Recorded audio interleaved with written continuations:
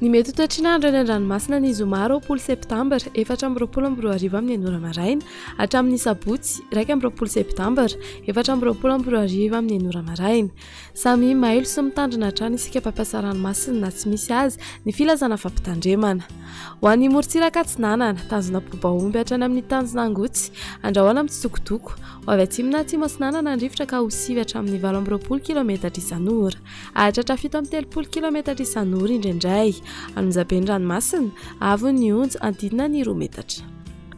Tanjona angotsy hatrany mahanoro andrahoana amin'ny tsitokotoko ho avy atsinanana amin'ny ankapobeny ny rivotra ka ho sivy hatramin'ny 20 km isan'ora. Anonjaben'ny ranomasina avy ny onja andinina ny 1,5 metatra. Mahanoratra ny taolaniaro andrahoana amin'ny tsitokotoko na ibalika ny masoandro ho avy avaratra ny rivotra ka ho 20 hatramin'ny 20 km isan'ora hahatratra 7:30 km isan'ora indraindray. Anonjaben'ny ranomasina avy ny onja 1,5 metatra hahatratra 2,3 metatra ny any atsimony Vangaindrano. Taolaniaro hatrany amin'ny tanjona vohimena ibalika ny masoandro ho avy atsimony rivotra ka ho sivy hatramin'ny 20 km isan'ora. Anonjaben'ny ranomasina ahery indraindray avy ny onja 2 hatramin'ny 3 metatra. Ho an'ny morontsiraka andrefana tanjona vohimena hatrany amin'ny tanjona ankabo ibalika ny masoandro ho avy atsimony rivotra ka ho sivy hatramin'ny 20 km isan'ora. Adiny-mpanonjana anonjaben'ny ranomasina avy ny onja 1,5 hatramin'ny 2,4 metatra.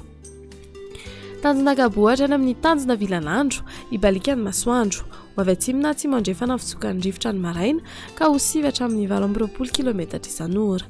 Adiny-mpanonjana anonjaben'ny ranomasina avy ny onja 1 hatramin'ny 1,5 metatra.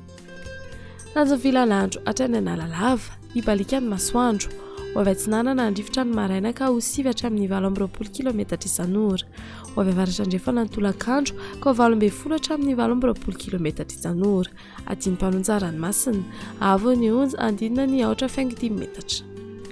Analalava hatrany amin'ny tanjona bobaomby ibalika ny masoandro ho avy atsinanana ny rivotra ka ho sivy hatramin'ny 20 km isan'ora ny maraina hahatratra 7:30 km isan'ora ny any avaratra Inosy-be. Ho avy atsimo andrefana ny tolakandro ka ho sivy hatramin'ny 20 km isan'ora. Ho toy ny ranomasina avy ny onja ho latsaky ny 4,5 metatra.